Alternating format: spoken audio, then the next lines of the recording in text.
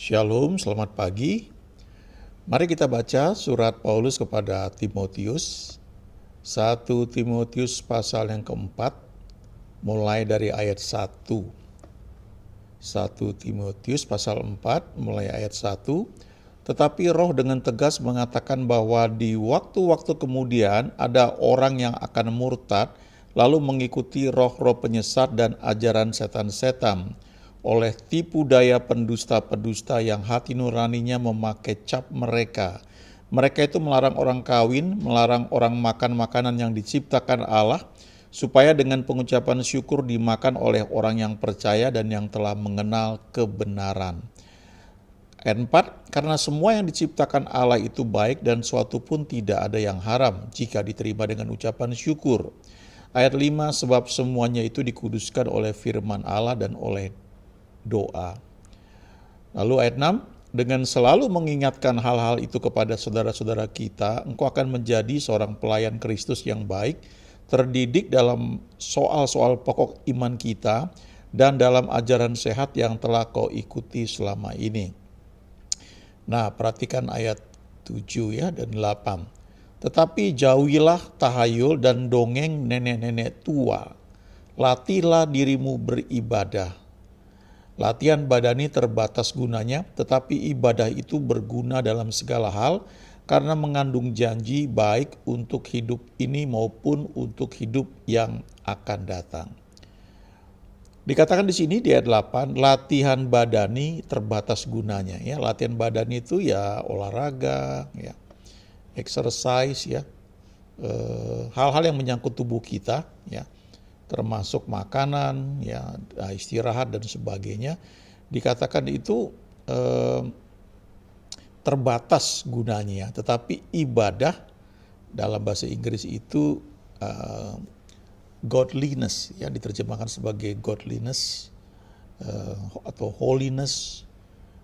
Bahasa aslinya itu mengandung arti reverence atau respect, ya, sesuatu sikap hormat kepada Tuhan, ya. Jadi ibadah itu sesuatu yang ilahi, tapi tidak dalam kegiatan gereja saja, ya, tapi dalam seluruh bagian hidup kita. Makanya dikatakan di ayat 8 ini latihan badani terbatas gunanya, tetapi ibadah, ya, godliness itu berguna dalam segala hal. Kenapa? Karena mengandung janji, ya, dan janjinya itu tidak hanya untuk hidup ini, tapi juga untuk hidup yang akan datang. Nah, kalau kita lihat kata ibadah ini, ya, di surat Paulus kepada Timotius ini ada beberapa ayat, ya, kalau kita mau cari di concordance atau di gadget kita, ya. Ada beberapa ayat yang muncul. Nah, saya mau tunjukkan misalnya di pasal 6 ayat 6, ya. Ibadah itu kalau disertai rasa cukup memberi keuntungan besar, ya. Jadi waktu kita melakukan aktivitas ibadah kita, itu tidak hanya berarti di gereja kita berdoa, memuji menyembah Tuhan, kita datang bersekutu, ya. Tapi juga dalam setiap bagian kehidupan kita, yaitu ibadah kita kepada Tuhan. Artinya kita lakukan sesuatu itu, kita tahu ini ada tuntunan Tuhan untuk hal ini, ya. Berbuat baik misalnya, lalu menolong orang lain, ya, kehidupan berkeluarga yang sesuai firman Tuhan. Nah, itu godliness yang dipraktekkan tidak hanya di gereja, tapi dalam kehidupan kita sehari-hari. Dan dikatakan ini kalau disertai rasa cukup, ya, itu memberi keuntungan besar, ya. Beberapa terjemahan, ya, misalnya dari Basic Bible English, ya, BBE, but through faith, iman yang sejati, with peace of mind, dengan damai di pikiran, is of great profit, ya. Itu memberi keuntungan yang sangat besar, ya. Terjemahan isi Inggris ini menarik, ya. Dikatakan begini, but God's people should be happy with what they have. umat Allah itu harus bersyukur, bergembira dengan apa yang mereka miliki. And they should really live for God. Dan mereka harus sungguh-sungguh hidup bagi Tuhan. Then they are really rich. Nah, kalau mereka lakukan hal itu, maka mereka sungguh-sungguh kaya ya. Ini kaya di sini tidak hanya berarti secara materi, tapi juga secara rohani. Karena banyak orang mungkin punya materinya banyak, tapi dia nggak bisa menikmati itu. Ya, di Alkitab ada contoh Naaman. Naaman itu panglima tentara Raja Aram, ya. Jadi dia orang hebat, ya. Tapi dia kusta. Nah, jadi dia kaya secara harta, ya, tapi badannya kena kusta. Nah, ketika dia disembuhkan, dia mau kasih persembahan, ya, dia mau bayar, tapi Nabi Elisa yang memberi petunjuk supaya dia disembuhkan itu nggak mau terima hal itu. Nah, jadi kalau dibilang ibadah itu kalau disertai rasa cukup akan memberi keuntungan besar. Nah, ada banyak kata ibadah ini ya di ayat-ayat di surat Paulus kepada Timotius. Tapi saya mau baca lagi satu bagian di sini ya. Dari 2 Timotius 3 ayat 5. 2 Timotius 3 ayat 5 dikatakan begini. Ya. Secara lahiriah mereka menjalankan ibadah mereka. Tetapi pada hakikatnya mereka memungkiri kekuatannya. Jauhilah mereka itu. Ya. Jadi ini Paulus bilang ada orang-orang yang dari luar kelihatan memang mereka itu beribadah. Ya, terjemahan bahasa Indonesia Modern Bible ya, Indonesian Modern Bible bilang begini, secara lahiriah mereka tampak beribadah, tetapi sesungguhnya mereka telah memungkiri kuasanya, hindarilah mereka. Ada terjemahan bahasa Inggris lagi yang lain, having a form of religion. Mereka ini memiliki satu aturan liturgis keagamaan, but turning their backs on the power of it, tetapi membelakangi, ya, mengingkari kuasa yang ada dalam ibadah itu. Nah, jangan pergi dengan orang-orang seperti ini. Ya. Terjemahan yang lain lagi, those people will seem to worship God. Orang-orang seperti itu nampaknya memang memuji Tuhan, menyembah Tuhan, but really they will refuse to let God to know them, ya. But really they will refuse to let God work in them, ya. But really they will refuse to let God work in them. You must stay away from people like that, ya. Nah, menarik kalau kita baca di Alkitab King James ya, kata kuasa itu ya, ketika dikatakan mereka memungkiri kekuatannya atau kuasanya itu dalam bahasa aslinya itu power ya, adalah dunamis ya. Nah, kata dunamis ini kata yang sama yang dipakai ketika Tuhan berkata di Kisah 1 ayat 8 ketika dibilang tetapi kamu akan menerima kuasa atau power atau dunamis kalau Roh Kudus turun ke atas kamu dan kamu akan menjadi saksiku di Yerusalem, di seluruh Yudea, Samaria dan sampai ke ujung bumi. Nah, jadi ada orang-orang yang secara lahiriah itu beribadah. Ya, godliness-nya itu dia wujudkan dalam tindakan di gereja misalnya. Ya memang nggak salah ya kita. Dan kadang-kadang ini yang repotnya. Orang begitu terpaku pada satu liturgi ya yang begitu rupa. Sehingga kalau liturginya berubah atau diubah mereka bingung ya. Kayaknya nggak pas. Nah ini sebenarnya kalau dalam satu gereja itu baik untuk ada satu guidelines ya. Ada satu pokok-pokok yang perlu kita perhatikan supaya kita itu tidak menyimpang. Misalnya begini ya, kalau di gereja tertentu ada pengakuan iman rasuli namanya ya. Aku percaya kepada Allah Bapa, ya, percaya pada Anak dan Roh Kudus dan seterusnya ya. Nah itu bisa beda-beda definisinya ya. Antara gereja A, gereja denominasi A dan denominasi B, ya. Itu baik sekali kita punya hal seperti itu. Jadi kita tahu di gereja kita di mana kita berbakti ini ada satu pokok-pokok pengakuan iman yang perlu kita sepakati dan kita pegang. Nah, kadang-kadang karena itu dibuat menjadi baku, ya, itu jadi seperti mantra, ya. Dan kita cuma mengucapkan itu sebagai suatu hafalan, suatu yang lafal saja. Dan tanpa sadar kita mengingkari kuasa di balik kata-kata yang sudah dirumuskan seperti itu. Contoh lain lagi misalnya begini, ya. Kita tahu Mazmur yang terkenal salah satunya adalah Mazmur 91, ya. Dan di banyak gereja Mazmur ini dipakai, direnungkan, ya. Sangat bagus direnungkan, ya. Kalau kita hanya baca atau kita cuma puter saja, kita dengar, ya. Atau yang lebih repot lagi cuma diputer aja, ya, tanpa suara, cuma satu kewajiban aja. Jadi kalau jemaat hadir, dari 100% jemaat yang hadir, mungkin cuma berapa persen yang melihat tulisan itu, ya, cuma sebagai suatu seperti syarat saja, ya. Tapi paling bagus itu memang kita baca, ya, kita ucapkan, lalu secara pribadi memang kita renungkan. Nah, kalau itu cuma sebagai satu tindakan yang sifatnya liturgis, kita kehilangan kuasanya. Nah, itu yang terjadi ketika Paulus berkata di pasal 3 dari 2 Timotius ini di ayat 5. Secara lahiriah mereka menjalankan ibadah mereka.